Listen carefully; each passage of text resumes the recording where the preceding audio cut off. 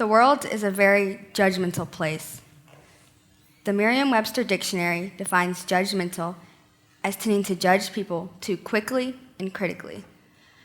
When I go to school, people are constantly changing who they are so they won't be judged. I asked a fellow student to describe what it feels like to be judged.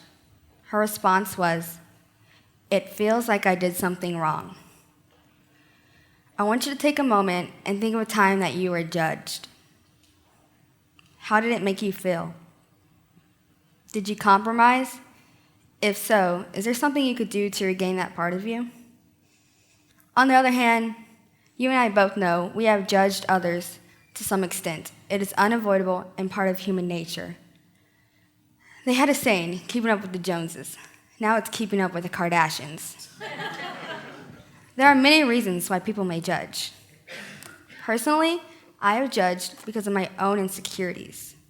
Jealousy and envy may also play a part because others have what you want and you resent the feelings that come up, so you end up judging them. Another reason is because of what the media and advertising companies present. I created a tool to use so you can break the habit of judging others. I quickly replaced the bad thought about the other person with something I like about them. Even if there seems to be nothing I like about them, I still replace it with a good thought. Positivity is key. On the first day of school, students judge everyone and everything. They judge their friends, old friends, their teachers, and the teachers judge the students. This is a habit, since most people do it every year and do not want to stop. A couple of years ago, I remember walking into one of my classes and knew I was being judged. I was dressed differently. I had on shorts and a shirt that screamed "Mom dressed me." The others had pink hair and Jordans.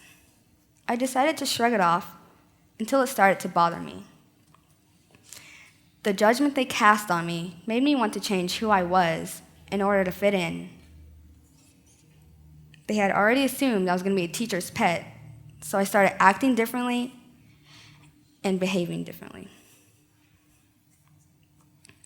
This is only third grade, and I was already judging people. Experiencing this judgment cycle constantly, it sparked my passion to create judgment-free zones. As a 13-year-old in 8th grade, the judgment becomes more extensive as I get older. When I was younger, nobody judged each other based on what they looked like or where they came from. Now students stereotype and judge others just based on that. Teachers often judge and mislabel kids based on who they hang out with. The world makes it harder and harder for people to be who they really are. Seeing this go on, I came up with the idea of judgment-free zones. Anyone can participate because this all starts with you. Make everywhere you go a judgment-free zone. Spread the word. With your help, the world can eventually become judgment-free. In a judgment-free zone, you never rebuke someone's thought. It is good to give your advice and opinion, but do not belittle the other person. Wear what you want and say what you want. Some of you are probably thinking, how is this different from anywhere else? We're probably not aware of how much we judge others. You can judge 90% of a stranger's personal characteristics just by looking at their shoes. Let's take a look at these images. What do these images do for you? Did you come up with the type of person who would wear these shoes? Would you believe me if I told you that all of these shoes belong to one person? Because they do. In a judgment-free zone, you don't have to worry about what kind of shoes you're going to wear. We can make judgment-free zones a national campaign.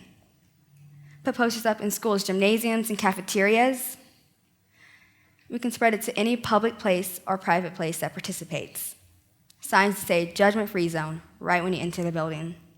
It's time to take action and make the world a better place. It all starts with you. Thank you.